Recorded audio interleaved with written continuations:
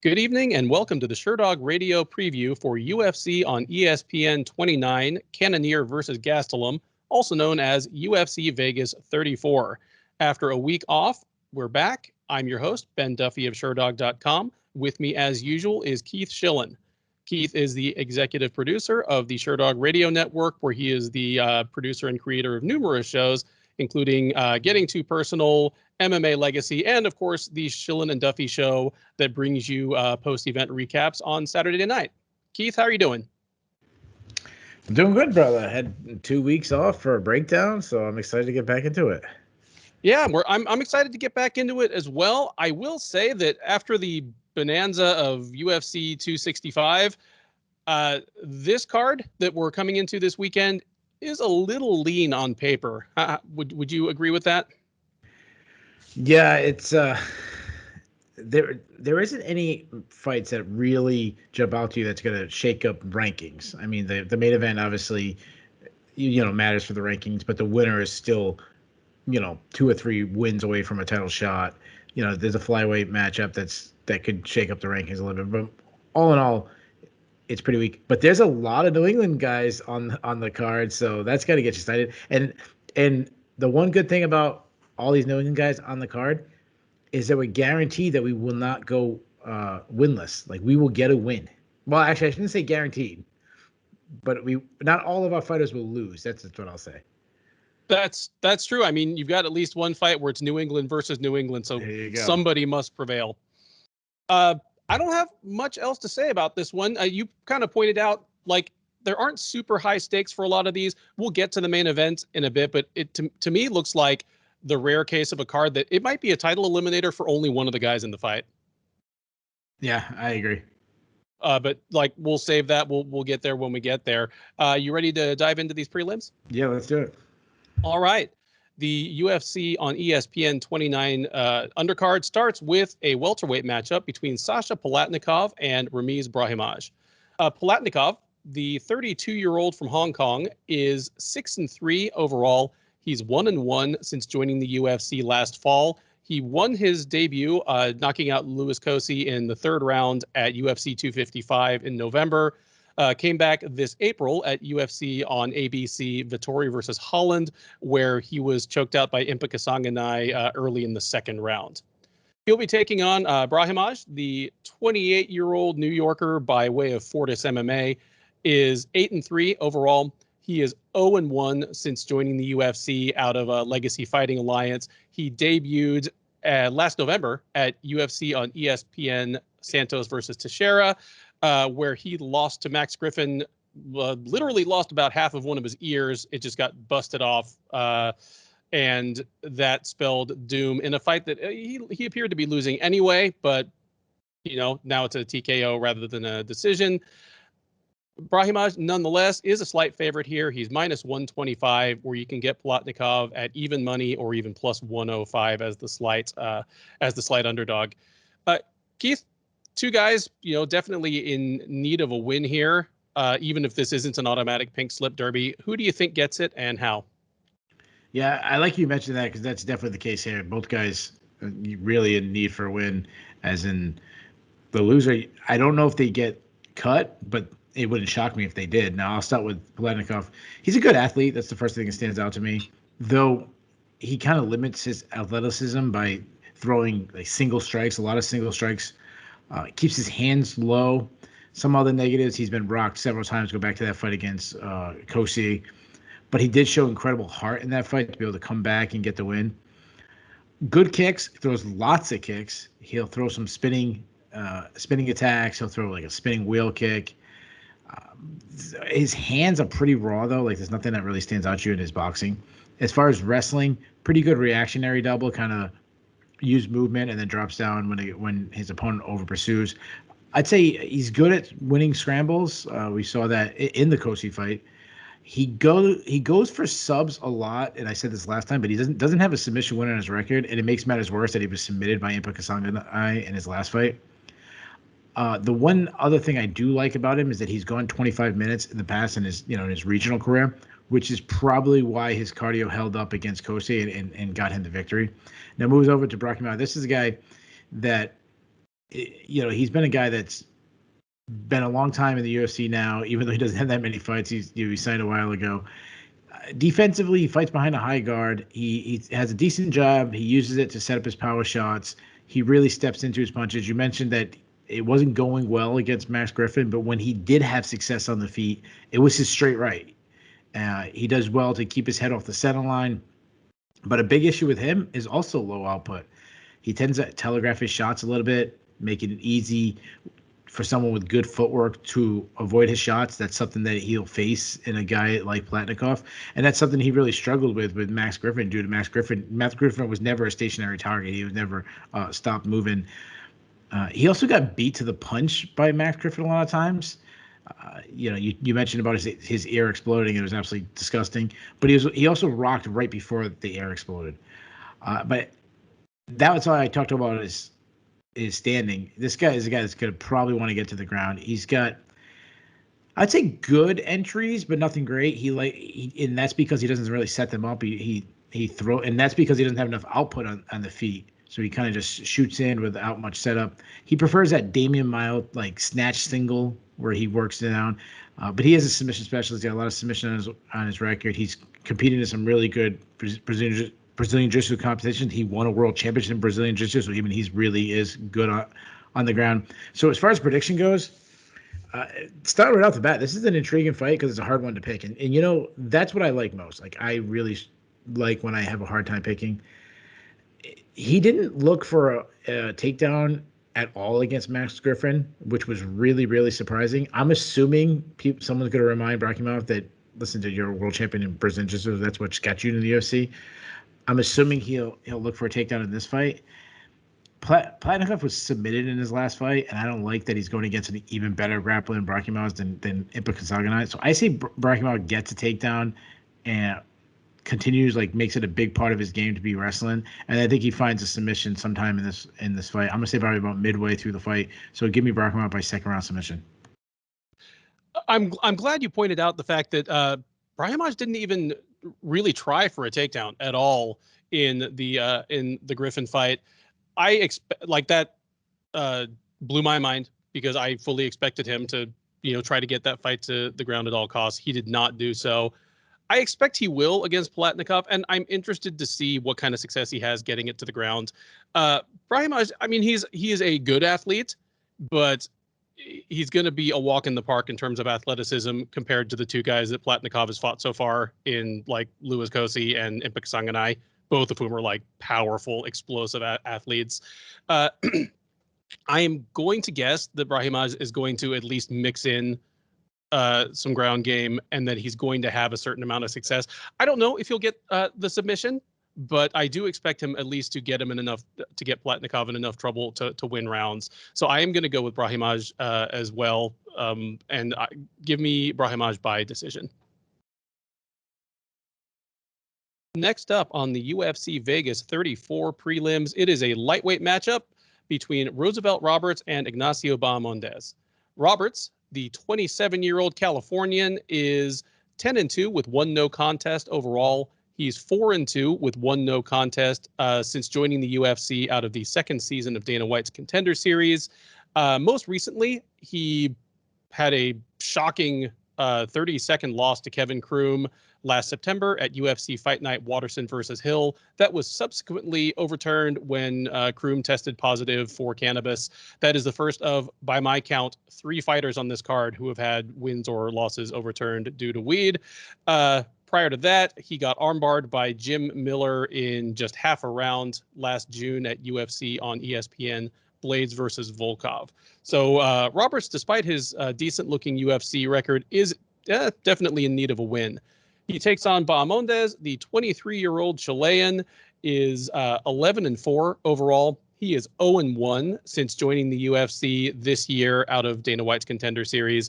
He debuted against John McDessie in April, where he fought a barn burner of a fight, but did drop a split decision in his debut. Roberts is a slight favorite here. He is minus 145. Bahamondes plus 125 as the underdog. To me, I see this as a fight. They're both young. I mean, Roberts is 27. Bahamondes is only 23. They're both huge lightweights. They're both 6'1", and neither of them are a beanpole 6'1" either. Like they're big guys. The difference to me is that I'm not dead sure what Bahamondes does at a UFC level other than be big and throw a lot of volume. Whereas I've seen flashes of like some solid talent out of Roosevelt Roberts, and that to me is going to be the difference. I know what Bahamondes is going to do. He's going to come forward throwing a lot of kicks and punches, and I think Roberts is going to be able to deal with that. I could even see Roberts, getting a submission. He's got a great guillotine, obviously. His UFC debut, he put Daryl Horcher in a guillotine so nasty that he basically like lifted him like halfway off the ground and just stuck into the fence by his neck. That's certainly something he can do against someone who charges in like Bahamondes does. The people that Roberts has lost to so far, I mean, aside from getting blitzed by Kroom, and who knows what kind of superpowers Kroom picked up by hitting the blunt. He's lost to people like, Vinc Pichel, Jim Miller, just tough veteran guys who are, physically strong. None of that is Ignacio Bahamondes. I like Roberts in this one, and I like Roberts to get the submission. Like, give me a second round submission, probably like something again like a nasty guillotine. Yeah, so this is one of 3 fights you said affected by weed. Hopefully the UFC will finally get rid of that stance. Not that I'm not like some pro advocate to get high, but I'm assuming like half our listeners are. It's probably half our listeners are high right now to listen to our advice. So we'll be pro weed team, I guess. I shouldn't speak for both of us, but for the likelihood of that there's a whole bunch of our listeners. Well, I should never say a whole bunch in our listeners in the same sense, because I don't know if we have a whole bunch, but the very few that decide to listen. As far as this matchup, I've been probably outplaying this word lately, playing it out. I've been saying intriguing. I'm intrigued by this matchup because I think a lot of things you said, they're very similar, both by their age, their body structure. So I'll start with Roberts. Obviously, he's the more well-known guy. He's aggressive, fast hands, pretty elusive. I said last time that I described him as wiry. I think that still stands. He does keep his chin a little high for my liking. I mean, Kevin Kroom made him pay for that in his last fight. He is a bit wild too, but he has decent power for his build. He's okay at winning scrambles when he's looking for takedowns. He's not a strong wrestler. He's more of a just get movement happen, making a scramble happen. I would say he's a weak defensive wrestler, but he shows some pretty good flexibility on the ground, using those long legs. But overall in his UFC, I really feel like he's underachieved. I mean, he lost a decision to Vinc Pichel that looked bad. He got submitted by Jim Miller, which, losing to Jim Miller is not bad, but losing to Jim Miller at this point in your career is pretty bad. And then, I mean, he was clubbed and subbed by Kevin Kroom in his last fight. He's been submitted in his last 2 fights. You don't like that moving forward. As far as Bahamondes, he's even longer and lengthier than Roosevelt Roberts is. He's athletic. He's really, really exciting. He's a guy that he's high output. He fights from both stances. He can be really technical at times, as in when he'll attack and he'll switch stances in mid-combination to get a good angle. I've said that about Max Holloway. I feel like a broken record. I say all the time, but the guys who switch stances, I like that. And it's something that a 23-year-old is doing. But then on the flip side, then I watch him and he gets wild. Just wing overhands. But due to his size, as you mentioned, he'll generate some pop just being a big dude. And you mentioned he's not just lengthy, like he's thick. Like how he makes the weight class is surprising. He does a lot of hand grabbing, which is it's a real thin line. It's a real thin line to crawl on, because hand grabbing when you're trying to find range can really set up your shots. But it also leaves your chin open because your hands are way out, not close to stopping. And if you lack head movement, it can be a really bad thing. So I'm not really sure how I feel about him because he has range on his side. I think it's probably a good thing. He also doesn't like pressure. He doesn't like to fight off his back foot. I do love his step-in knees. I really love step-in knees. And shout out to Chicken Bar Dave knows I love step-in knees. But I like step-in knees for guys who are tall or fighters that are tall. Because we have another fighter that I'm going to talk about who throws a lot of. Actually, there's 2 or 3 on this card. That could actually be a theme too. Solid takedown defense. If taken down, he'll toss up submissions, triangle chokes, arm bars. And I've seen him go 5 rounds on the regional scene. So his prediction. It's tough. Like, I'm just done with Roosevelt Roberts. Like, he's been a disappointment. He was not a guy that I was like, he came off the Contender Series. A lot of people were pumping him. I wasn't one of the guys. Like, I didn't really like him on the Contender Series. Bahamondes, I think, can match Roosevelt's speed. I think he can match his athleticism. He's longer. I think he's got more power. And that's something Roberts has never really faced someone who's longer than him. I also think if he connects at this point, Kevin Croom has never really been known for, being a good prospect, and Kevin Croom put him out in the very first punch he throws. So I'm going to go Bahamondes by second round KO, and I'm locking this in the second fight in the card. I'm throwing it out early. I've been doing it a lot lately, but I'm picking my upset special very early in the night. Give me Bahamondes. All right, there you go. Let the record show that we had dissension from the second fight of the card and that I was the square. We now head to the light heavyweight division for a New England versus New England matchup. It is William Knight and Fabio Cherant. Knight, the 33-year-old from Connecticut, is 9-2 overall. He's 1-1 since joining the UFC out of Dana White's Contender Series last year. He won his debut on just 3 weeks turnaround from his Contender Series appearance, taking a unanimous decision over Alexa Kamer at UFC 253. He then turned around this past April at the ABC Vittori versus Holland card and dropped a unanimous decision to Da Un Jung. He'll be taking on Cherant, who made a short notice debut against Alonzo Menefield back in March, and in all of 71 seconds got spiked on his head and shoulder choked out, not getting a chance to show us much at all. He gets a second chance here, and he is the moderate underdog. Knight is minus 195. You can get Cherant at plus 165 or plus 170. Much as it pains you to do so, Keith, you're going to have to pick a New England fighter to win. Which one is it and how? Yeah, make matters worse. Like, not only is it New England versus New England, but it's Southern New England, so it's really my territory as Connecticut versus Massachusetts. But I can be neutral, or neutral, I should say, not mutual, neutral, because I'm from Rhode Island. So the little state can decide who wins this one. William Knight, he's one of the most insane athletes I've ever seen. I've said this a million times about him as we've talked about him. It seems like we've covered him a lot, and he's got a lot of fights canceled. He's just one of the most imposing figures I've ever seen when he walks in a room. Like, he walks in a room, you notice him. He's built like a Greek god. He's the perfect balance between raw power and athleticism. I will go to my grave. I don't care if William Knight never wins another fight again. I will always remind the people at the time he was fighting fellow UFC fighter. What's the guy? The Cape Verdean from. Oh, he lives in Fall River. He's, oh my God, what's his name? He's in the UFC heavyweight. I can't think of his name right now.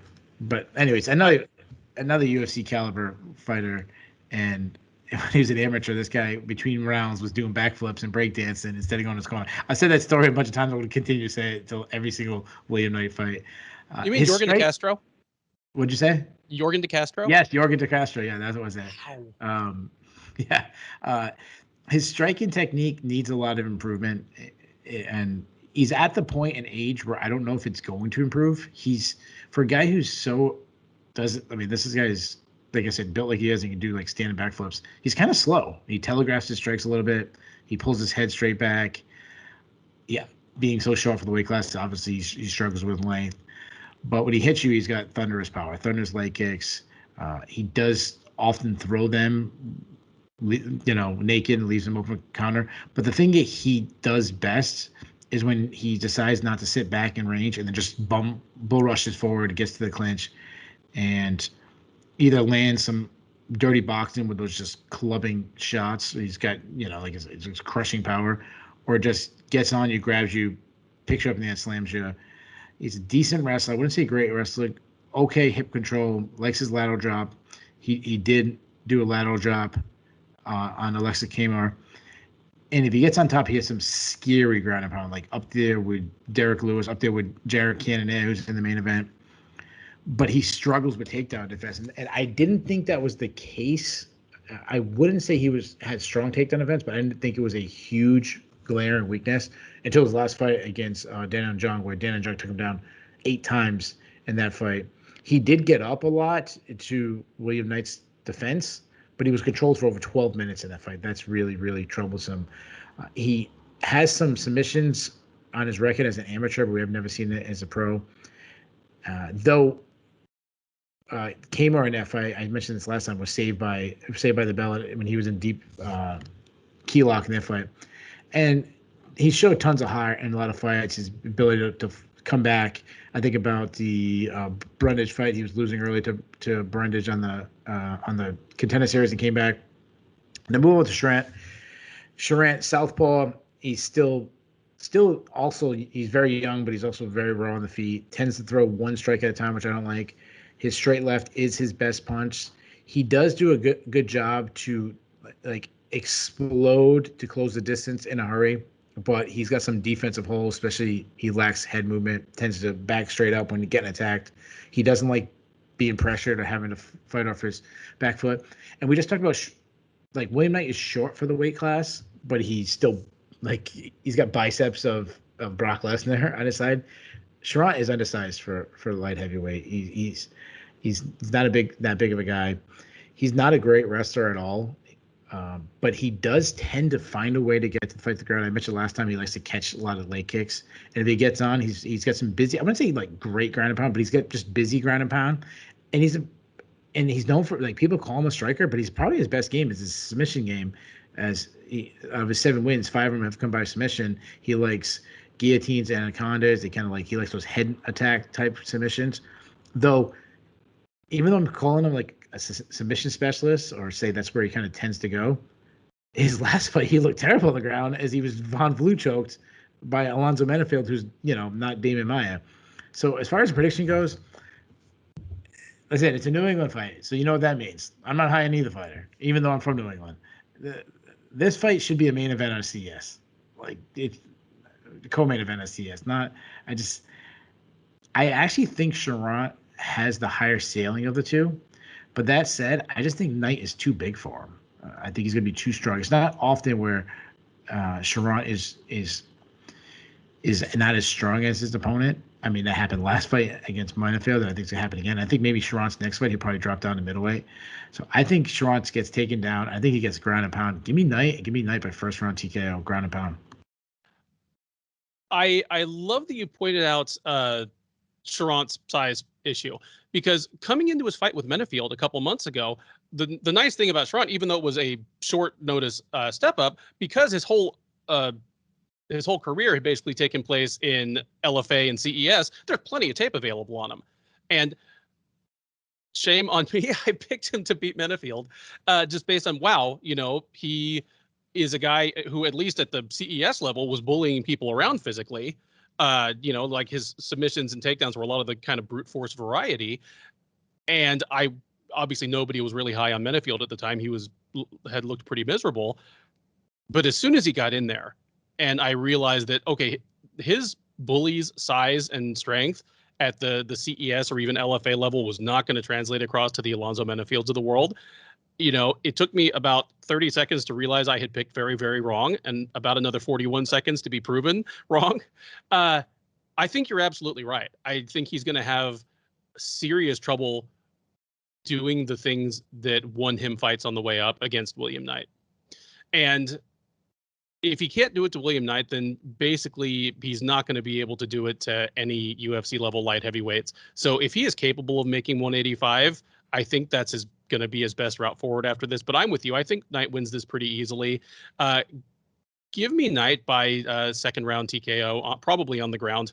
Like, he'll hurt Cherant on the feet, maybe desperation takedown. Knight ends up on top, starts like slinging those bowling balls at him, and this thing is all over.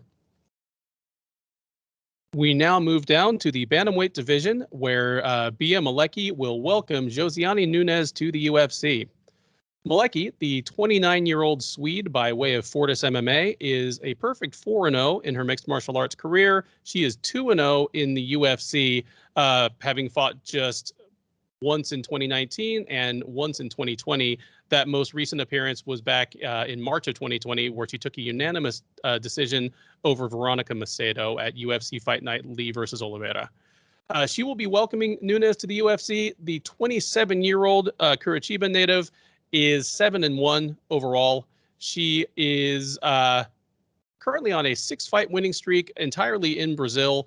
Fought most recently back in November, where she won via second round TKO. Malecki is the moderate favorite here. She's minus 160, where you can get Nunes at plus 140. I'll come right out and say I'm surprised to see Bia Malecki is dropping into bantamweight. Well, one, I was kind of surprised she was still on UFC roster. I mean, you fight once a year, and yeah.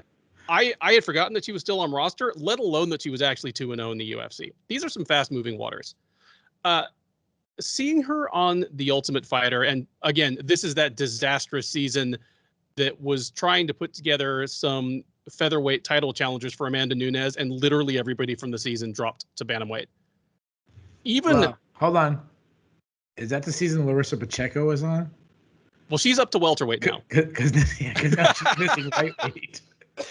She's in the semifinals and missing. Yeah. Anyways, carry on. Sorry. I guess the buffet in the PFL bubble is irresistible. But Malecki is one of the ones that I least expected.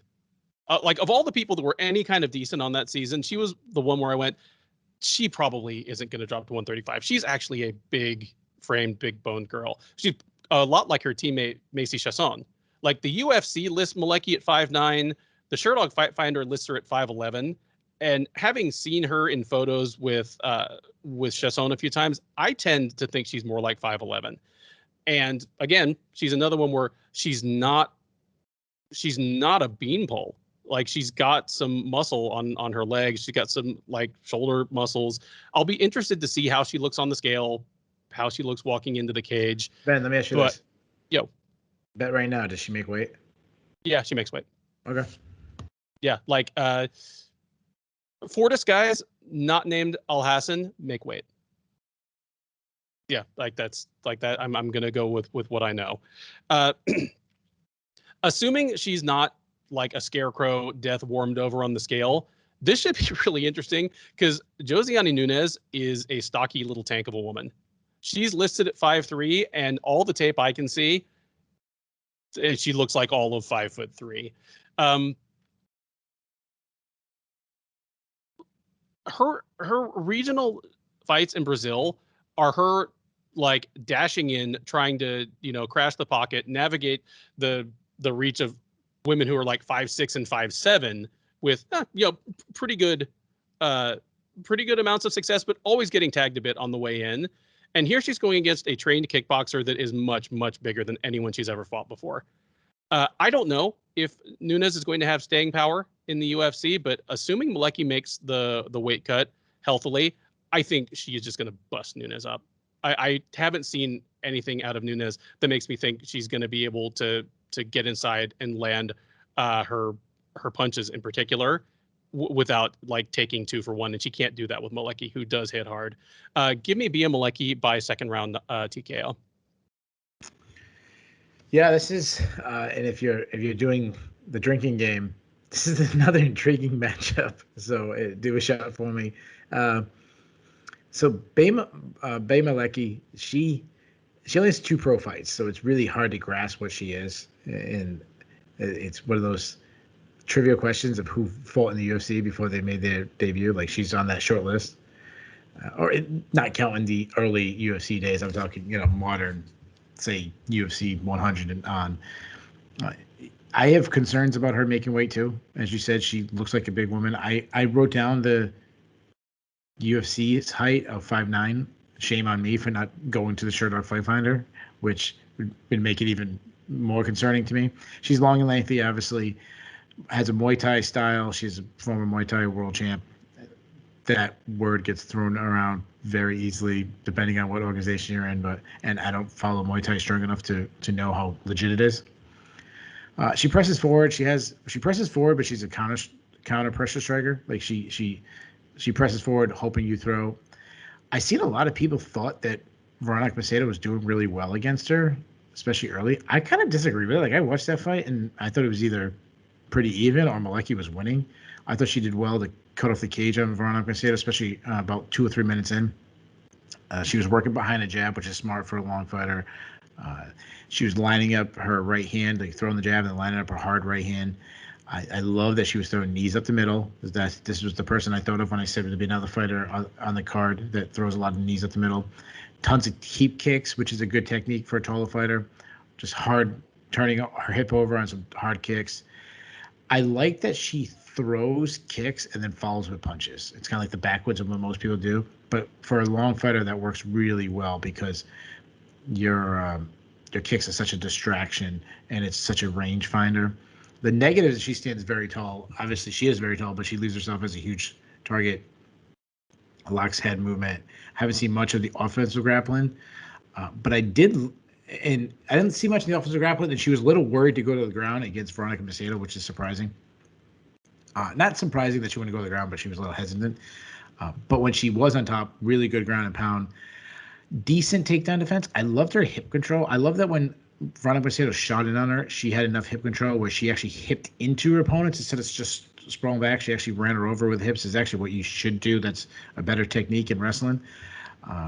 And when I've seen her taken down, go back to the Ultimate Fighter and her first fight, she does well to work herself back up. Now, Nunes or Nunes, is it Nunes or Nunes? Nunes, right? Yeah, it's like Nunes is how she would probably say it. Like Okay. I that's the one Portuguese vowel that kind of sticks. Yeah, Yeah. Amanda Nunes messes up for all of them after that. So, I'm going to read everything I said about her last time because we broke her down and then she didn't get to fight due to her opponent missing weight. So there's nothing changed since then. So if you've heard me say it and you want to fast forward, here's the time. She's southpaw, very aggressive, throws wild, has crushing power for the weight class, has 6 KOs, TKOs. She likes to get into the clinch. That's probably her most dangerous game where she dirty box. Bad takedown defense, really struggles to get off the bottom though. I've seen her not show urgency when she's taken down, and she stayed very relaxed in bad situations, which is twofold. Like it's good to not panic, but it's bad that if you're going to stay in that position. But the one time I saw her sweep and actually get on top, some really good, busy ground and pound. This is a tough one because both girls are such wild cards. I mean, Malecki only has 2 fights, and then Nunes is making her UFC debut. However, as you mentioned, I feel the same way. I can't get past a 7, maybe 9, maybe higher height advantage and the 70 or maybe longer reach advantage, at least 7 inches. That's really hard to overcome, and it seems like Malecki, especially those step-in knees with the height difference, I could see a step-in knee landing. That could be a really good weapon for her. Give me Malecki. I don't think she gets a finish, but give me Malecki by decision. We will stay in the bantamweight division for a matchup between Brian Kelleher and Domingo Pilarte. I believe off the top of this program, I said there were 3 fighters on this card who had either a win or a loss overturned due to marijuana. There are, in fact, 4. And the second of the 4 is in this fight. It is Kelleher versus Pilarte. Kelleher, the 34-year-old Long Island native, is 22-12 overall. He is 6-5 in the UFC. Fought most recently in February, where he dropped a unanimous decision to Ricky Simone at UFC 258. Prior to that, he last fought back in September, guillotining Ray Rodriguez in just 39 seconds at UFC Fight Night, Overeem versus Sakai. He'll be taking on Pilarte. The 31-year-old Houstonian is 8-2 with 1 no contest overall. He is 0-1 with 1 no contest in the UFC since joining out of the second season of Dana White's Contender Series. He fought most recently last February in his hometown at UFC 247. He was finished in just 38 seconds by Journey Newson, which was later overturned to a no contest when Newson tested positive for cannabis. Odds favor Kelleher in this one. He is minus 170. You can get Pilarte at plus 150 as the underdog. Keith, who do you like in this one, and how do you think the fight goes? Well, this one, I'll just get right into it. So Brian Kelleher, I think he'd be the first person to tell you that he's not a great athlete. He's just a guy that has just grit. He's got a lot of experience, a lot of good experience. He's fought a lot of top guys in the UFC. Like I think of, he's mixed it up with Henan Barrow, or he's mixed it up with John Lineker and Ricky Simone and no, not Ricky Simone. Yeah, he fought Ricky Simone. Yeah, good. Yeah. Cody Steen. Marlon Vera. Marlon Vera. Ariel Contra. Yeah. Lots He's of them. Really, and then he's even he's fought who's the Julio Arce on the regional scene, Andre Sukmaton on the regional scene. Like he's got really good experience. He's a guy that thrives as being the underdog, which is ironic considering he's the favorite here. He's well rounded but not great anywhere, but he can mix it up pretty much everywhere with anybody. He switches stances well, he uses feints well. He's pretty crafty with his striking, more of a counter striker, but a high volume counter striker. Doesn't throw a lot of leg kicks. I think he should add that a little more to his game. And he doesn't check leg kicks. He's pretty heavy on his front foot, but he has deceiving power. He's not a guy that is known to crack people, but he has a lot. He's, I would say, an above average wrestler. But what I like about him is that he's looking for takedowns when you start opening up striking. When you stop planting your feet, he'll look for a takedown. He's a submission threat. He loves his guillotine. He defends takedowns throwing up the guillotine. It's worked for him in the past. I don't like it, though. I hate giving up position to go for the submission. Move over to Pilarte. He's an aggressive guy, southpaw, long and lengthy, but he doesn't really fight at length. He marches forward. I know we say when I have a guy like this, I always say it like Tim Mean style. Like he marches forward and more gets in the pocket, tries to use it his longer arms and knees effective in there. He throws hard. He tends to load up on everything, but he has some really hard leg kicks. I go back to one of his regional fights against Kai Machado. That was like a really he showed incredible heart. That was such a great fight. He's taken a lot of damage lately, and for a guy who's young in age, I'm a little worried about his chin, as he was quickly knocked out by Journey Newsom in his last fight. And I've seen him gas out in the past, so I don't like that. So as far as prediction, even though I said that Brian Kelleher strives as the underdog, I'm taking him as a favorite. I think he's the more technical striker. I love that he has a wrestling advantage. He'll look to wrestle. He's probably just an overall grappling advantage. I think Kelleher gets landed enough volume on the feet, also mixes some takedowns, beats him up there. I like Kelleher by decision. I think he should be a bigger favorite than he is. I think what'd you say? He was negative 170. 170. I feel he should be in the 200 range based on his history in the UFC, the guys he's faced. He's beaten better guys than Domingo, Pilarte. So I'm locking this in as my best bet of the night. What I always like to remind everybody, if you are betting, please bet responsibly. Don't bet your mortgage on advice I give you, because that'd be crazy. But if you want to throw a little cheese on the fight, I think Brian Kelleher at the current odds is a good bet. So give me Brian Kelleher. I'm with you on this one. When Pilarte came to the UFC out of the Contender Series, good grief, over 3 years ago at this point, if you told me that he would have no wins, and in fact he would have only fought twice in the next 3 years, I would have been extremely disappointed. I was pretty high on him. He came into the UFC off of wins over Vince Morales and Adrian Yanez that looked pretty damn good in hindsight. But despite his physical tools, and he's another one, I feel as though we've said this about a couple people, it's not just that he's a tall bantamweight. He is like, he's not skinny. Like he's a strong guy. He's so defensively porous. Like everyone's offense works on this guy. And against Brian Kelleher, he's offensively effective everywhere, there just aren't going to be any safe places for Pilarte here. I like you. I'm surprised the odds aren't a little wider here, because yeah, Kelleher has beaten better people than Pilarte, and just as importantly, he hasn't lost to anybody like worse than Pilarte. Like he's never been an easy out. Pilarte throws super hard. He certainly could land something and get Kelleher in trouble. His best time to do that's going to be the first half of the first round, because Kelleher can be a slow starter in the same way Donald Cerrone can, where it's not just that he takes a while to start throwing, it's that for the first couple minutes of the fight, he can sometimes just be vulnerable. Like where he can get hit, he can get hurt and get in trouble. That's going to be Pilarte's best time. Past that, I have Kelleher pretty comfortably in this. And just given Pilarte's penchant for taking damage in his fights, I'm going to say that Kelleher finishes this. Give me Brian Kelleher by second round TKO.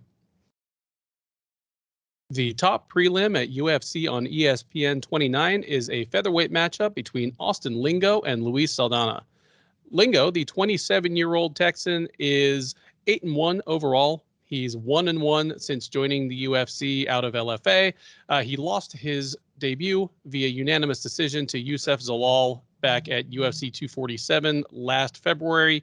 He came back this January at UFC on ABC Holloway versus Cater and took a unanimous decision over Jacob Kilburn.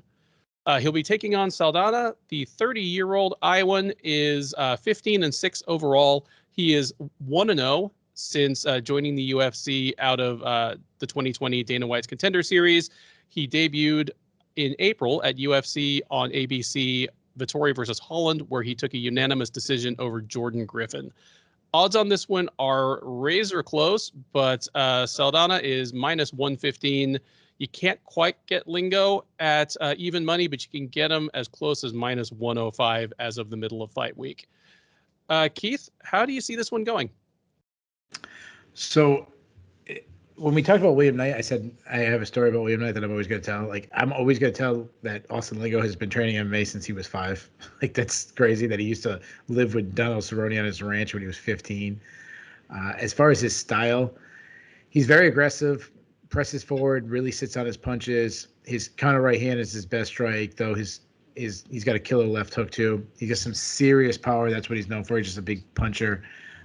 He has 3 fights before his UFC debut where he finished in 13 seconds, 25 seconds, and 25 seconds. So he's got serious power. He will target the body. I like that. That'll set up his power shots later. He's a very weak defensive wrestler, though. We saw that against Youssef Zalal when he first lost. And he also struggled not only to stop the takedowns, but to get back up. As far as Saldana comes off the Contender Series. He was one of my favorite guys in the Contender Series. I shouldn't say one of my favorite, but one of the guys I thought was promising moving forward. Pretty athletic, pretty elusive, long, lengthy striker. He's got a Muay Thai style, fast hands. Though I would say he's more of a point fighter. He's like the complete opposite of Lingo. He's not a big power guy. He's more scores, moves, scores. Tons of kicks. I love that he goes to the calf kick, which is obviously like probably the best weapon in MMA right now. He can wrestle, though. He'll sneak in a takedown. I should say he will wrestle. I don't think he's a great wrestler. He actually has weak takedown defense. We saw that in his last fight against Jordan Griffin. But he's a submission threat. He's got 4 submission wins on his career. This is a really close fight. I think that the betting lines have it right. This should be a pick'em fight. I wouldn't be surprised if the line changes, but from now and Saturday. So Donna's going to need to avoid Lingo's game-changing power. I mean, that's everything about Lingo. I like Saldana's output. I like his calf kicks. I think that could zap some of Lingo's power. I see this as a very close fight. I thought about picking this as my fight of the night, except that there's an obvious choice later on. But I think Saldana of the two still has the higher ceiling. I think he's the guy I'm more excited moving forward. So give me a Saldana. I say he wins a close decision. I like your breakdown there. I see the same strengths and weaknesses in these guys. I am leaning towards Lingo, even if I think Saldana, like you, I think he might have the higher ceiling. I think as Lingo stays in the UFC and continues to fight guys, he's probably going to start to look a little more one-dimensional. I think he'll probably just kind of settle into a role as a reliable, mid-card action fighter, where Saldana, even though his record is kind of modest looking, he has the feel of more of a late bloomer and a guy that is still developing. But right now, I'm going to pick Lingo to at least land enough of his power shots to give Saldana pause to win rounds and take a decision here. So give me Lingo by a close decision, but I am not at all like, this is not a strong pick on my part. This is a hard fight to pick. Yeah, neither was it on my side either. The UFC Vegas 34 main card opens up with a flyweight matchup that definitely has at least some peripheral title implications in Alexandre Pantoja versus Brandon Royval. Pantoja, the 31-year-old Brazilian, is 23-5 overall. He's 7-3 in the UFC, and fought most recently back in February, where he took a unanimous decision over Manel Kopp at UFC Fight Night Overeem versus Volkov. He's taking on Royval, the man who goes by Raw Dog, is 29 years old out of Factory X. He is 12-5 overall. He is 2-1 in the UFC. Fought most recently back in November and was TKO'd by your current champ, Brandon Moreno, at the tail end of a wild first round after appearing to injure his shoulder. After rehabbing that injury, he is back, and he is the moderate underdog here. He is plus 145, where you can get the Brazilian around minus 165. This is a really interesting place for Brandon Royval to be in, because this fight is the crossroads where he is either on the doorstep of a title shot, or he is just literally another dude in this division. Because right now, I mean, he came into the UFC, and it's hard for me to believe that he's only been in the UFC for barely a year, because he came in, just wiped out two solid, like contenders or fringe contenders at least, in Tim Elliott and Kai Kara France. And then he lost to Brandon Moreno, but it was the kind of loss that did not kill the appeal of a rematch. Like, if he wins this fight, it's easy to sell Royval versus Moreno too. It was a wild first round. They both hurt each other. Even if Moreno was on the way to winning the first round, there's nothing about that fight that makes you go, well, I that's how that fight's going to go. If they fight 10 times, it's going to look like that every time. But it hinges on beating Pantoja, because if he loses to Pantoja, he's going to go back to the back of the line, and it could take a while for him to make it back. Like, so super high pressure situation for Royval. You spoke of the last fight as, a potential fight of the night contender if there weren't an obvious one coming up. I assume this is the one you meant. The thing I love about this fight is that this may be the first time Pantoja will be in a fight where he is not the crazier fighter. Brandon Royval is just a psychotically aggressive fighter, on the feet as well as on the ground. Like, he wants to, like, all of his fights to me feel like one of those Looney Tunes cartoons fights where there's a cloud of dust with like hands and feet coming out of it. He wants to mix it up on the feet, but what he really wants is to end up in a position where he can force a scramble and be equally as crazy and aggressive on the ground. It's a bit like a flyweight version of early Ricky Simon to me. It makes for fantastic fights. Like, he's always, and I got the inside track on a fight of the night, but I have the feeling it'll like start to cost him as he moves up the ladder. The question to me is whether Pantoja, who is a extremely aggressive fighter himself, will be the guy to take advantage of it. I'm going to throw it to you for your pick, but there's something that's like, I'm leaning Royval here, even though he's the underdog, and I understand why he is. I don't think he's going to finish Pantoja, but I think he's going to land things on the feet, and when it goes to the ground, I think he's going to have an advantage over Pantoja. I think he's good. He's going to be stronger, and he's just going to be more comfortable, more adept in the fast-paced scrambles, and just maybe a step ahead, even if Pantoja is probably a better straight grappler in a vacuum. So it's, I think it might be the only upset I'm picking between now and the top of the card. But yeah, give me Brandon Royval with a slight upset here, and look for him to be banging the drum for a title shot.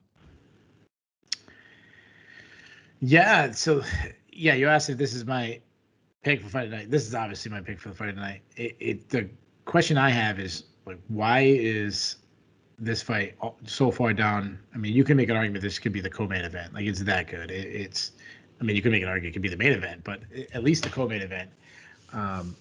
Yeah, I agree with a lot of things you're saying. This is going to be really fun. I'll start with Pantoja. Obviously, we know a lot more about him. He's been around the UFC for a long time. He's well-rounded, fast hands.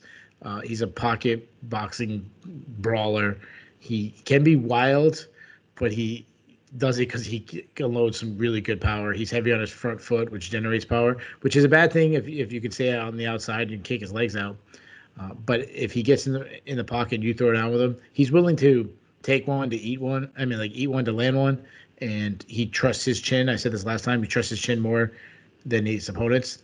And if he connects, he can put you out. I mean, I always bring it up, but the match now, he face planted match now. He makes some defensive mistakes for someone who wants to throw down. He doesn't have a lot of head movement. Doesn't really roll with the punches. But you mentioned the grappling. That's where we probably get the most fun exchanges. He's a good grappler. He likes takedowns from the clinch. So he likes the inside trip. He likes little slide bys to get back takes too. Some really slick back takes. He's got 8 submission wins on his career. He's got a wide variety of submissions. He can get subs from on top, from on bottom. He's got armbar submissions, guillotines, heel hooks. I mean, you name it, he can get it. He's got a good get-up game if you end up on top of him, though he does play BJJ a lot, trying to throw up submissions. But we saw in his last fight, he did sweep Askarov, which is a big accomplishment itself, though he slowed down in that fight against Askarov due to Askarov's such heavy top position wrestling. But he didn't really show that in his last fight against Malecki, so you like that. As far as Brandon Royval, one thing we got to mention is, his last fight, it was a dislocated shoulder and the torn labrum. Like, that obviously is worrisome. But you said it, man. This guy's exciting. Southpaw, so athletic, constant pressure, high volume, balls to the wall right from the start. Long and lengthy, long stinging jab. He uses his length to close distance, where he wants to come in. He follows his jab, follows it up with like hard kicks, long leg kicks, high kick. Kicks everywhere to the body. He loves flashy stuff, flying knees, spinning attacks. Great. There's another guy said, this is my third person on this card that's a long lengthy guy that likes to step in with knees.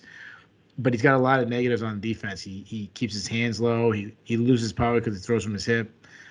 He's taken a lot of damage. I go back to the fight against Kakhramonov, the one that kind of put him on the map. He was hurt in that fight.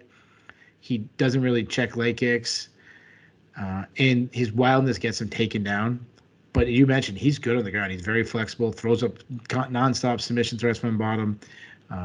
He catches submissions and scrambles. You go back to the Tim Elliott fight, which is some really fun, funky scrambles. Just constantly keeps his hips moving.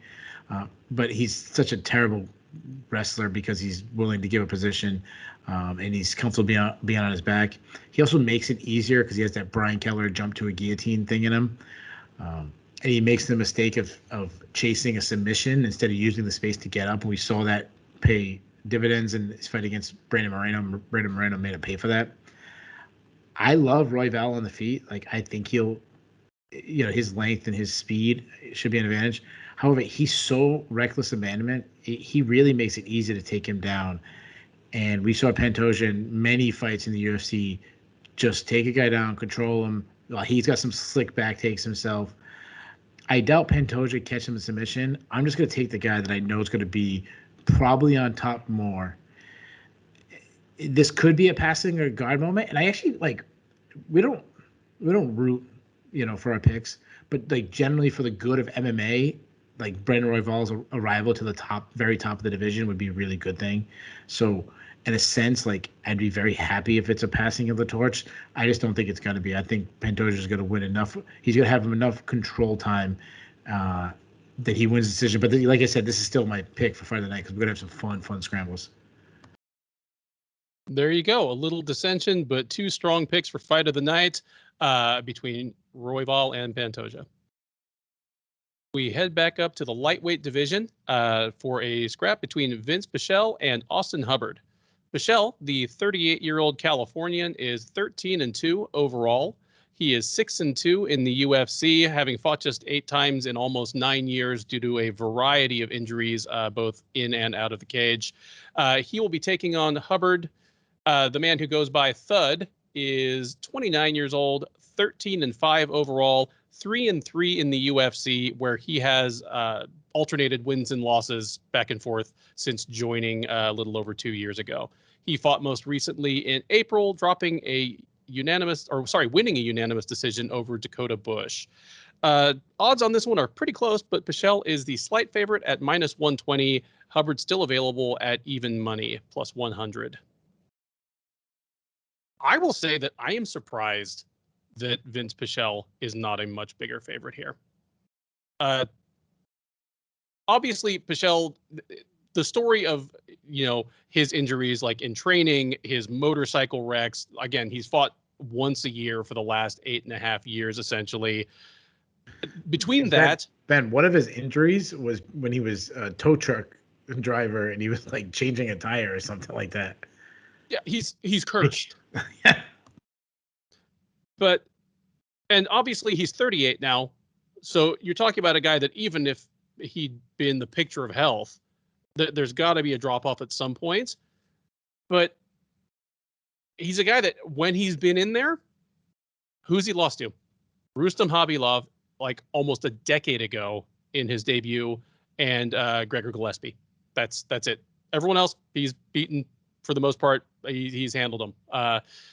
And none of them have been chumps. Like he's beaten some good guys. And against Hubbard, there's nothing I've seen in Hubbard's UFC run so far, win or lose, that makes me think he's going to have a whole lot for Pichel, unless, again, Pichel has just fallen off a cliff. Both of these guys lose when they are not the superior wrestler, but Pichel has lost to Rustam Khabilov and Gregor Gillespie, where Hubbard's getting thrown around by, W. Hamos and Joe Selecki. I have Pichel in this one. I have him pretty comfortably. Give me Pichel by decision. I think he's going to be the sharper striker on the feet. He's going to be the harder striker on the feet. And I think he will be able to get this to the ground if he wants to. I think his offensive wrestling is a somewhat underrated part of his game, and I think he'll turn to it, if and when he needs to win this thing. But I don't normally go in for lock of the night type things, but I will say that, again, I am very surprised that Pichel isn't a higher favorite here. Yeah. So Pichel, he's not a great athlete, and being 38, obviously he's not going to somehow get better at it, but he's very aggressive. He's very intelligent. He's that guy that he knows his limitations, and he's one of these guys. He's got a very Darren Elkin style to him, where he's somehow going to get every ounce of athleticism he has out in the cage every time. He's aggressive. He marches forward. He eats a lot of punches. He uses a lot of feints. He's kind of slow. He's flat-footed, but he has hard leg kicks. He knows his game. He'll close the distance, get it in the clinch, battle in the clinch. He will go for a takedown, drop down on a takedown, just pull the legs out. And if you take him down, he's going to work. He's not going to stay on bottom. He's going to keep working the whole 15 minutes, get himself back up, and going to wear you out. Now, Austin Hubbard, I'm higher in Austin Hubbard than you are. I think he's fairly well-rounded. I don't see any major holes in his game. I think he's big for the weight class. I think he's pretty athletic. I think he uses movement pretty well. He uses movement well by not he makes it hard on wrestlers by not standing still. That's why he did so well against Mark Madsen. But sometimes he'll back straight up, which I don't like. But when he's throwing down, he's letting his hands go. Some pretty good snap on his shots. He likes kicks down the middle, teep kicks. This is, I think, fighter number 4 or 5 on the card that I said. He throws some step-in knees. That's what he hurt Mark Madsen with. He's an underrated wrestler. He out-wrestled Kyle Prepole in one of his fights. And then he showed really good get-up game against Mark Madsen, who's, is Olympian. Madsen struggled to keep him down. Though everything I just said about his grappling, he looked terrible against Joe Selecki. Selecki got his back and found a submission. You said Austin Hubbard had, he lost to Davi Hamos, he lost to Mark Madsen, he lost to Joe Selecki. I don't mind that list. Mark Madsen, getting thrown around by Mark Madsen. Mark Madsen's, an Olympian silver medalist. Joe Selecki's done a nice little run right here. David Ramos, obviously, is an extremely decorated grappler himself. Like I don't think that's a bad one. Now, I would say the argument is who's he beaten? Like, yeah, you've done well against the guys that are supposed to beat you, but like your wins against Dakota Bush, Max Roscoff, and Kyle Prepolek, like not that good. But Kills Moda in LFA, that's a pretty good win. Harvey Park in LFA, that's a pretty good win. Like he's got some pretty good regional scene wins. So I'm going to ignore the Selecki fight. And yeah, we really disagree on the fight because I'm picking Hubbard in an upset. I think he's the better athlete, and he's 9 years younger. I've never been that high in Vinc Pichel. I understand everything you're saying, and Vinc Pichel is one of these ones where I start like always like smacking myself in the head, like, why do you always pick Vinc Pichel? Like, when are you gonna stop doubting this guy? Well, maybe I'll stop doubting him next fight because I'm gonna go with Hubbard. I'm taking Hubbard in an upset. All right, there we go. We have the most sincere moment of dissension on the card. You know, this is the kind of stuff you tune in for, folks. Next up, it is the bantamweights as Trevin Jones takes on Saidyokub Kakhramonov, who steps up on just a few days' notice to replace Leomana Martinez in the wake of his withdrawal. Jones, the 31-year-old Guamanian, is 13-6 with 1 no contest overall. He is 1-0 with 1 no contest in the UFC. And if you're keeping count at home, yes, he is the third of 4 fighters on this card to have a win or a loss overturned due to weed. He stunned Timur Valiev in his UFC debut. It was subsequently overturned, but he bounced back from that to take down another highly touted prospect in Mario Batista, whom he knocked out early in the second round of their meeting at UFC 259 this past March. He'll be welcoming Kakhramonov. The 25-year-old is 8-2 overall and has fought all over. He made an appearance in the debut season of Professional Fighters League. He's been in Ring of Combat. He's been in CFFC. So if that long and difficult to pronounce name sounds familiar to you, you've probably seen him out there before. Jones is a slight favorite here. He is minus 135, where you can get Kakhramonov at plus 115 as the slight underdog. But those odds just appeared a few hours ago as of when we're recording on Wednesday night. So watch for that to move all over the place as money comes in. Okay. Yeah. So, I mean, it sucks that Mana Martinez is out of this matchup. That's the guy that both me and you like as a prospect, as a person. Like that sucks. And obviously, terrible situation what's going on with his team and the camp over at Metro Fight Team. I know I can speak for both of us that, rest in peace to Saul Solis and thoughts and prayers and everything to his family. But that said, no, I don't want to say that said. The two separate things. But it's nice to see a guy like Rakhmonov come in. He's a good fighter. Like, this is a guy he's a good addition to the UFC. So I'll start with Jones because he's been around. Southpaw. He's a counter striker, really fast hands. Everything I should say this. Everything I'm saying, I was saying a couple weeks ago when he was supposed to fight. So my notes haven't changed. But Southpaw, counter striker, really fast hands, has 2 really good go-to strikes, and that's his counter slipping right hand and his straight left. His counter right hand is what put Timur Valiev out. And it's pretty ironic that he generates so much power that he does because he's still a little raw. He still has some technical flaws. He keeps his hands too wide for his liking, kind of has this little chicken wing thing going with his elbows coming out, which loses power. And he struggles when he's pressed against his back foot. He likes moving forward, but he throws hard kicks. He doesn't really check kicks. We saw that against Valiev. He was hurt to the body, but he also can wrestle too. He's got some good timing on takedowns, nice entries. He has 4 submission wins in his career. I think he's a Brazilian Jiu-Jitsu black belt, I believe, or he's maybe a brown belt. I apologize if he's a black belt and I demoted him. I didn't go off my notes. I was winging that one. What I also liked is he battled through adversity against Valiev. Like, regardless of you think it was a fluke or he was hurt bad. He showed incredible heart on days' notice to come back against Valiev.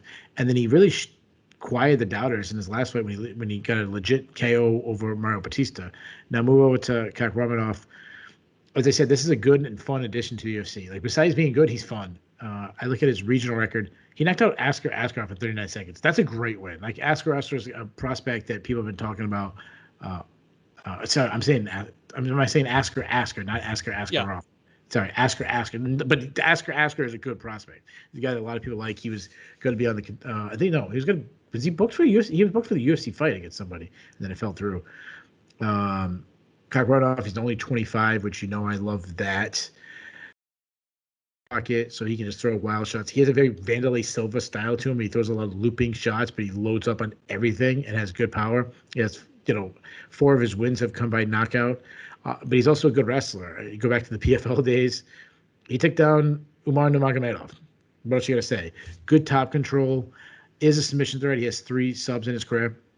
So as far as prediction, get out the drinking glasses. This is an intriguing fight for me. If and I apologize if I'm saying his name wrong, Kakhramonov, if he had a full camp, I'd feel much better about him in this matchup. He has like a very berserker style that he will just come right out the gate throwing big power shots and try to end the fight really fast. And he might even be, if it's possible, he might even be even more aggressive, being that he's taking this fight at short notice. He might know that he's going to gas out, so try to end it as fast as he can. If Jones can weather that early storm, I think the Uzbekistan fighter gasses out. And if that happens, I think Jones can start taking over. He's got the speed. He's got the power. He can end the fight. And I actually think that's how it goes. I think Rakhmonov starts off like a bat out of hell. Can't sustain it for a long time. Jones somehow survives or weathers a storm and knocks out a gas fighter. I'll say Jones by 3rd round TKO. Great, thank you. I'm with you on this. Saidyokub Kakhramonov is somebody who arguably could have been in the UFC a while ago. It's pretty interesting that he's only 25 or 26, considering kind of how long he's been on the radar. And I'm glad you mentioned the Umar Nurmagomedov fight, because Nurmagomedov is, of course, now in the UFC. But I would say that's almost his most impressive performance, even though it was a loss. Like, he wasn't completely outclassed anywhere by one of the best prospects in the sports. He definitely belongs in the UFC. I'm excited to see what he does going forward, but I think this is a big ask again to step in against Trevin Jones, a guy who his speed and power just he's going to have to fight a mistake-free fight for 3 rounds. I think not to get hurt badly by Jones, and I don't know if he's going to be up to it on this kind of notice. So even if I might feel differently about this fight on a full camp this year, like let alone in another year or two, I am leaning Jones on this one. Give me Jones by decision, just winning rounds with damage and probably pulling away as the rounds go on. Third from the top at UFC on ESPN 29, it is the heavyweights. It is New England versus the Deep South. It is Parker Porter and Chase Sherman. Porter, the 36-year-old from Connecticut, is 10-6 overall.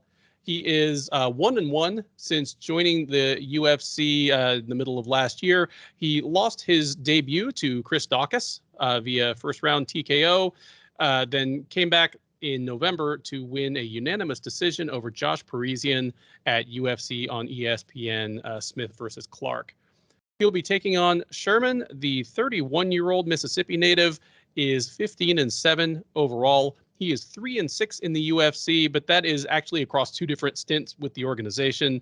He is 1-1 on his current adventure, having defeated Ike Villanueva by second-round TKO in last May at UFC Fight Night, Smith versus Teixeira, then dropped a unanimous decision to Andrei Arlovsky this April at UFC on ESPN, Whitaker versus Gastelum.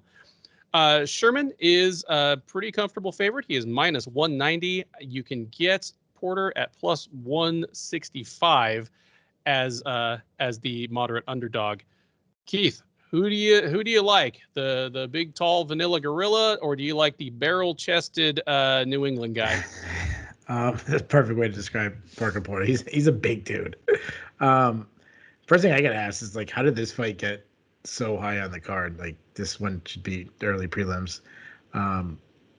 Chase Sherman, he's a boxer. He's got really tight boxing. He's a bit of a builder, as we like to talk about. He likes to, every minute that goes on, his output usually picks up. Sets up his strikes with a lot of feints. His left hook is his best punch. He did hit Villanueva with a huge elbow that was a really nice shot for him. Defensively, though, this is why he lost Angelowski. He's a little bit of a stationary target, not a lot of lateral movement.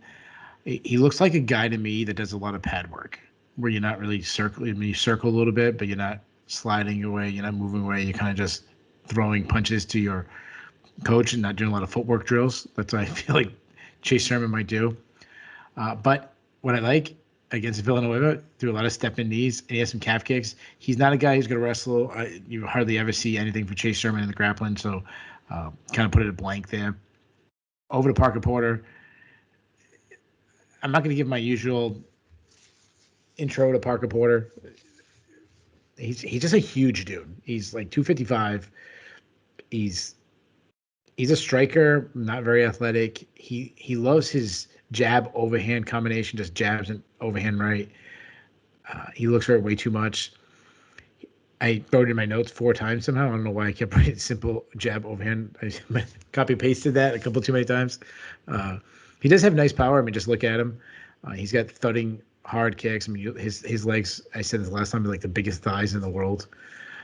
Defensively, he has tons of flaws. He really dips his head often. He's going to get kneed or something up the middle or caught with an uppercut. He marches forward. He tries to be aggressive, but he kind of just walks through punches. He will wrestle a little bit.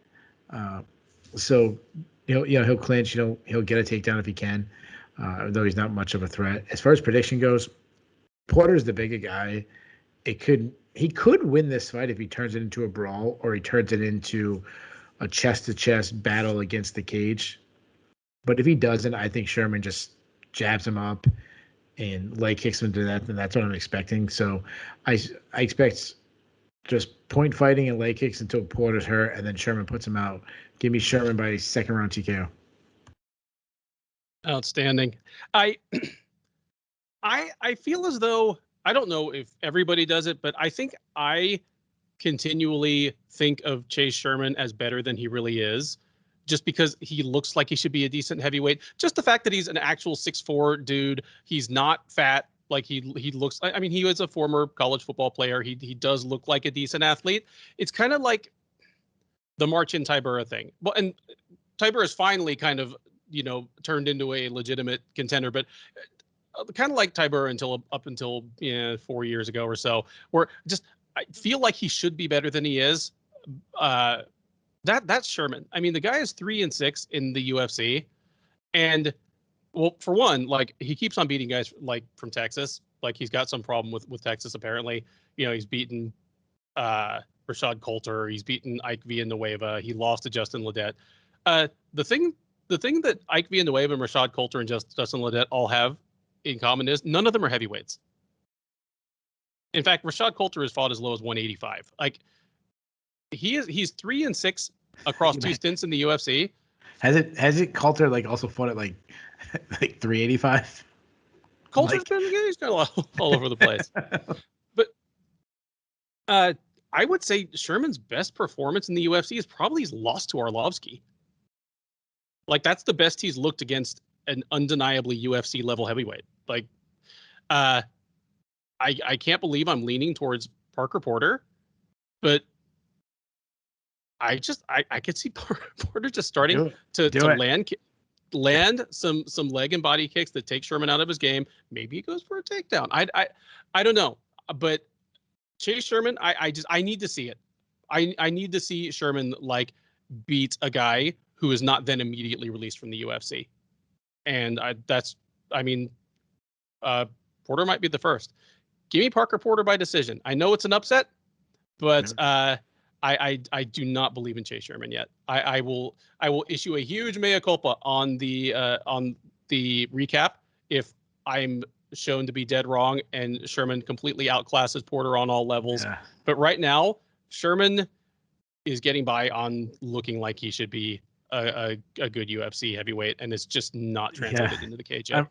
That very might be the case. It just you look at the two guys and you just say who should win just by looks. Yeah, you're right. Listen, nobody wants you to be more right than me.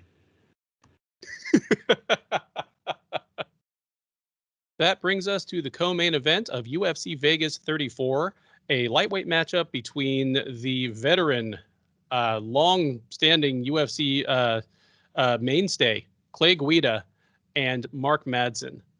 Guida, the 39-year-old Chicago native, is 36-20 overall. He is 16-14 in the UFC over a frankly storied career. I mean, for a guy who's never firmly staked out a place in the lightweight top 10, the way he's remained competitive, late into his 30s, it is remarkable in its own way. He fought most recently in February, taking a unanimous decision over Michael Johnson. That snapped a two-fight losing streak for him against Jim Miller and Bobby Green.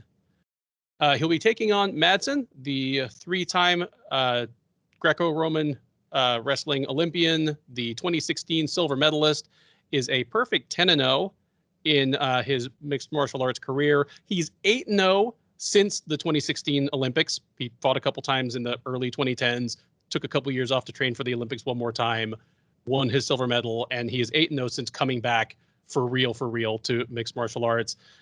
He is 2-0 in the UFC. He fought Danilo Belluardo, taking him down and pounding him out with relative ease back at UFC Fight Night 160 all the way in September of 2019. He then fought last March at UFC 248, where he took a unanimous decision over Austin Hubbard. Madsen is a moderate favorite here. He's minus 170, where you can get Guida at plus 150. Keith, Mark Madsen got out of the Olympics, did the Randy Couture thing. He's 33 years old and said, I'm going to take fighting seriously now. He made up for lost time for a while. He fought 7 times in the first 18 months after he came back. Since then, he's been fighting about once a year. If he wins tonight, I mean, can you see him making a run in the lightweight division, or is it just a matter of time now? Is it too late? Yeah, no, I think it's just too late. Was he 37 next month.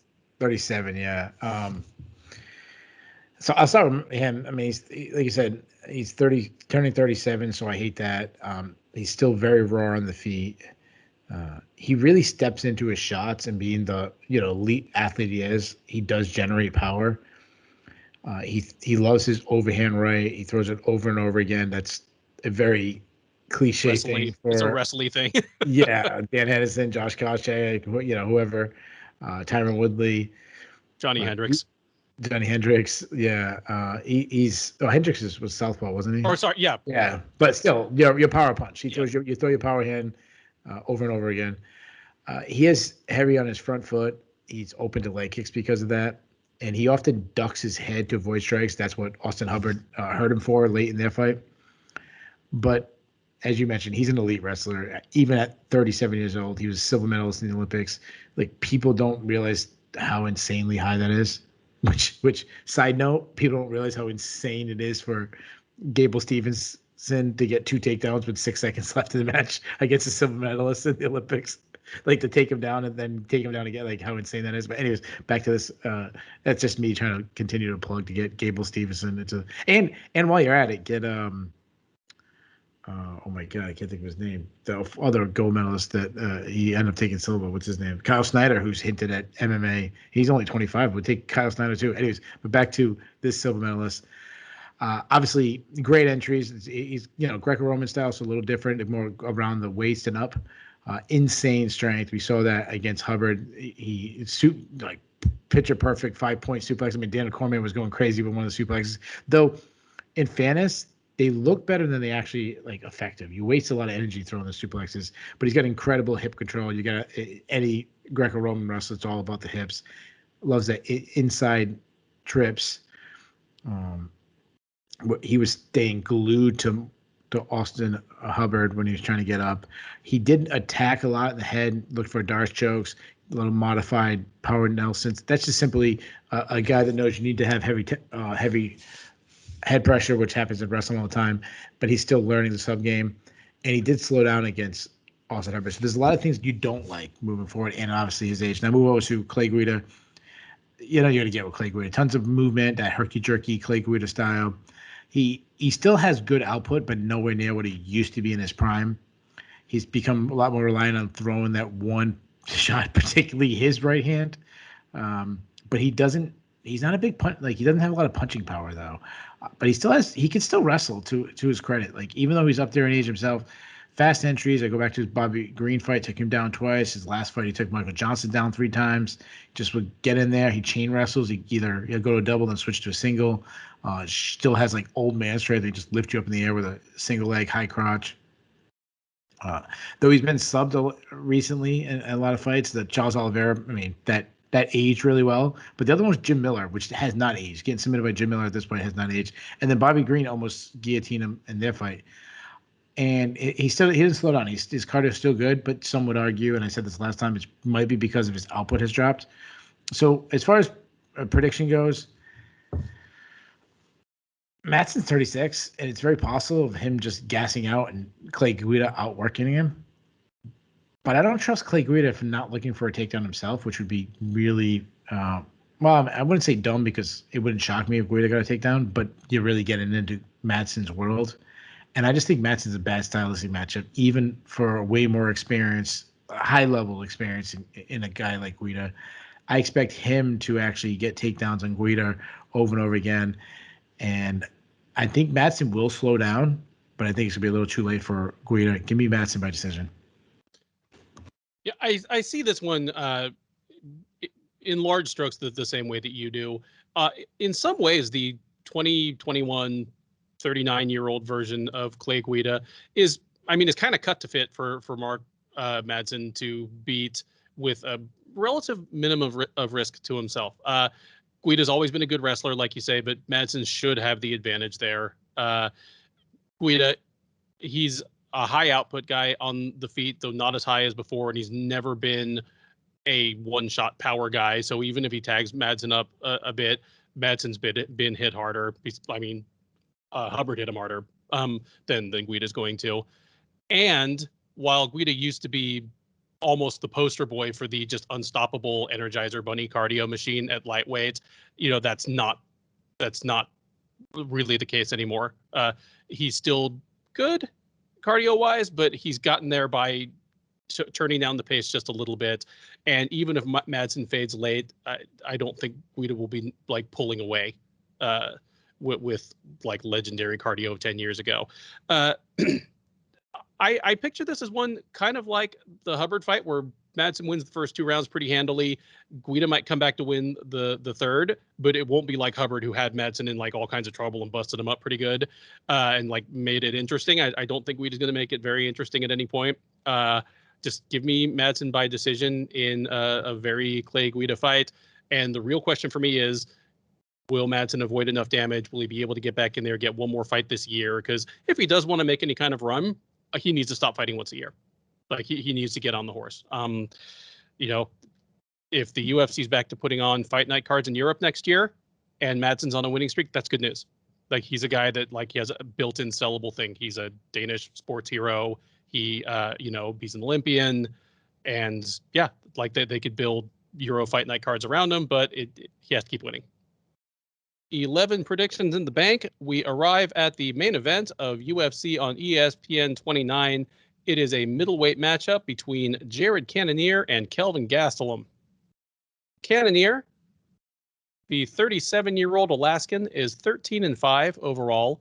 He is 6-5 in the UFC. Most relevantly, he is 3-1 since dropping to middleweight. At middleweight, he has defeated David Branch, Anderson Silva, and Jack Hermanson, all by TKO, before dropping a unanimous decision to Robert Whittaker at UFC 254 last October. He'll be taking on Gastelum. The TUF 17 winner is still not even 30 years old. He is 16-7 with 1 no contest. For those of you keeping track at home, yes, he is the 4th of 4 fighters on this card with a marijuana-related no contest on his record.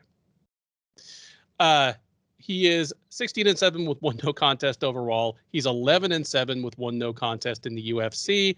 He is 4-5 with 1 no contest since being forced up to middleweight by the UFC.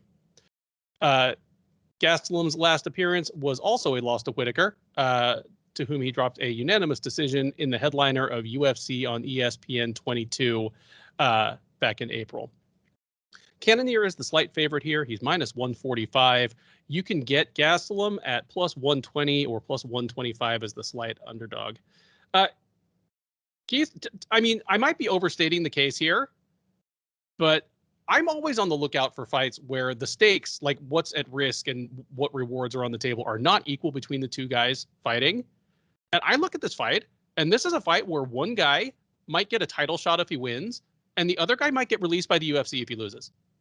Like, Cannonier is 3-1 at middleweights with wins over 2 top 10 guys, and his only loss is to Robert Whitaker, who's the number 1 contender. Whereas Gastelum has lost 4 or 5, and his only win in that time is over Ian Heinisch, who's kind of bottoming out of the top 15. Yeah, absolutely. Yeah, and let's not forget that Israel Adesanya, the champion, actually called for a fight with Cannonier when he won. Yeah. He said, Cannonier should be the next guy. So, yeah, I actually totally agree. One thing I was thinking about when you were talking and you said Robert Whitaker beat both these guys, I was like, if you beat both these guys in their last fight, you're probably going to sit down with your friends when these fight and brag and say, I beat both these guys. Except if you're Robert Whitaker.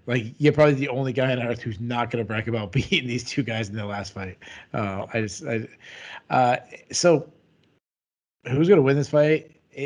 It's funny because, yeah, there's a lot of stakes. I agree that the reward for Cannonier would be much better, much greater for a win than Gastelum if he wins. And I agree that the punishment or the whatever you want to say, if you lose, the effect if you lose is greater for Gastelum than it is Cannonier. If Cannonier loses, he won't be out of the UFC, but not that much greater. Cannonier loses, he's dropping way down the rankings. He's buried. He's got a long way to go at 37 years old, which I hate. Not looking good for Cannonier. So Cannonier he's not a very technically sound fighter, but he makes up for it for just being so freakishly strong. He's a former heavyweight who fights at middleweight, and seems like he still has heavyweight power. He sits on his punches. He hits really hard.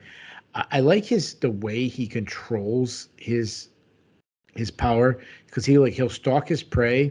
He'll force them on their back foot, force them to a spot near the cage or a spot they're uncomfortable. And he's very patient. And then when an opening presents itself, then he unloads the big shot. So he kind of he's not he's a little low output, but he's just intelligent with he doesn't waste his energy, and that's why he can sustain his power much longer than other people who has such a big power punching style. He also throws a lot of hard leg kicks, he'll beat you up your legs. Though he doesn't throw them enough, I think that's something he should add more to his game.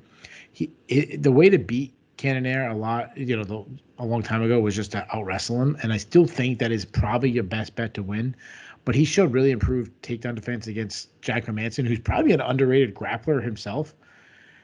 He did well at winning scrambles, and he has some of the scariest ground and pound in the game, which we saw in the Jack Madsen fight. It's funny because of all the guys I broke down tonight. I think my notes and Jared Cannonier was the smallest, and it's just simply because I don't know if he has a huge tool set. It's just he has a freaking sledgehammer in that tool set. Now move over to Kelvin Gastelum. He's one of the head scratching guys or yell at the TV guys to me, just because he's so inconsistent. There's times you could go back to the Ian Heinisch fight, he looked sensational. Go back to the Jacare fight, he looked sensational. Even his loss to Israel Adesanya, it looked like, wow, Adesanya's the champ now. His biggest threat is Kelvin Gastelum, and then he's looked pretty terrible since. Now, technically, he's a southpaw. He's got good hand speed. I think they actually exaggerate his hand speed. I don't think it's as fast as I think it's because of his builds, because he's kind of a short, stocky guy. His hands look much faster than that. But I'd say he's got plus speed. He kind of tends to fight in bursts. He'll sit back, and then just explode with a big combination. Great overhand left, though he does extend sometimes, loses power. He kind of reaches at his opponents. He hits hard, but similar to what I said about his hand speed, I actually think his punching power is a little exaggerated too. Like he's not one of the like Jared Cannonier is a much harder hitter than Kelvin Gastelum. That said, I'm not saying Kelvin Gastelum can't knock out Jared Cannonier if he connects. He absolutely could. He can be gun shy a little bit of time. To go back to the Darren Till fight, he was really gun shy in that fight, and Till had success chewing up his legs. And another thing about Kelvin Gastelum, he's got a really solid chin. I mean, we've seen him tagged by Adesanya, Jacare, Robert Whittaker. He keeps moving. For some reason, I didn't put any notes. I don't know how I forgot about the grappling of Gastelum. He can grapple. He will shoot him for a takedown. He's not a great wrestler, but he's a plus wrestler. I mean, we've seen great wrestlers out wrestle him. I think about Chris Weidman. Like Chris Weidman had really good success putting him down, and then due to his lack of size, like that's the area where he struggles most. He struggles a little bit with range with guys, which is going to happen, and then just giving up pure size to someone like in the grappling, like he did against Chris Weidman. But then, he's also out-grappled some other good heavyweights like Tim Kennedy, who was a bigger guy. He was able to out-grapple. So as far as prediction goes in the main event, what are the themes I've had? I had two themes. I didn't really know I had it until I started reading my notes. One was step-in knees, which probably won't be effective in this fight. And the other note I seem to go back to a lot was size difference. I think about the William Knight. I think about the Malecki. I think there might have been one other fight where I talked about the size difference. This is another fight where it comes down to a size advantage to me. Kelvin Gastelum has the more tools. He's the faster guy, but Jared Cannonier is a true middleweight that can land a big shot, or he can grapple with you a little bit and just weigh on you. And I just think that's the difference. I think his power is going to be too much. And you know what? I think he's going to catch. No, yeah, I'm going to say he catches him. I'm going to say he gets a third round finish. Wow. I thought I would be – I figured you would probably going to pick Cannonier for a lot of the same reasons I am, but I thought I might be the only one who was going to go out on a limb and say he gets the finish. Tom Feely, who writes the Sherdog official previews, they're kind of the text companion to – I mean, we don't – yeah. And I mean, the three of us don't agree on everything. Obviously, it's three different people's opinions. But one thing he said in his preview for this event that kind of stuck with me is that it's almost surprising that Kelvin Gastelum has not been knocked out yet, considering how much he gets tagged by almost everyone good that he faces. And I'm certainly not going to argue that Jared Cannonier is like the best striker that Gastelum has fought at middleweight. I mean, the guy's fought Robert Whittaker, Darren Till, Israel Adesanya, champion. I mean, hell, even Michael Bisping, an elite striker who happened to be at the end of his career. Sure. But I'm willing to say that Cannonier has the best one-shot power of anyone he's fought at 185. I'm going to disagree on that. Who you got? I'm going to go with the champ. He don't look the part, but I'm going to go with the champ. I'm going to say Adesanya has the biggest one-punch power. I'd be willing to concede that. But it's one's a tank, the other one's a sniper. I mean, I've said this about Adesanya a million times. One's a tank, the other one's a sniper in the tower. You either got to get your head shot off, or he's going to knock the whole building down. One or the other. Well, I mean, count me among those who think Cannonier's going to knock the whole building down this time. Like Gastelum's gotten by on toughness and heart and chin, for a good run. But yeah, Cannonier's advantages in strength are going to be noticeable here. I don't think wrestling is going to be a safety valve for him against Cannonier the way it might have been at one point in their respective careers.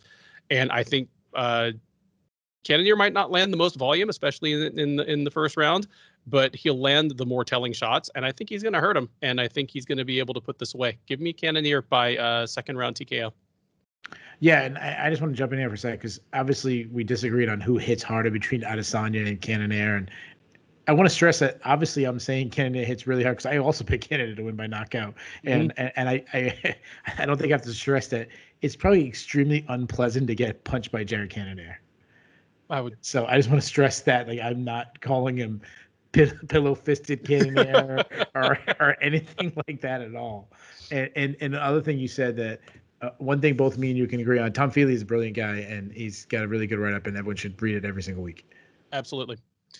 All right, there we go. That is the Sherdog Radio preview and prediction show for UFC on ESPN 29, Cannonier versus Gastelum. For Keith Schillen, I have been Ben Duffy. Enjoy the rest of your week. Enjoy the fights, and check in through the Sherdog front page or directly on the Sherdog YouTube page within about a half hour after the main event ends for the live recap, where we will take your questions, take your comments, your hot takes. Let us know what's on your mind, what you think is next for some of these fighters. We'd love to have you. You know, we've definitely got a good group of good growing group of friends there, you know, who like to carry on the conversation. Thanks for listening, and have a great week.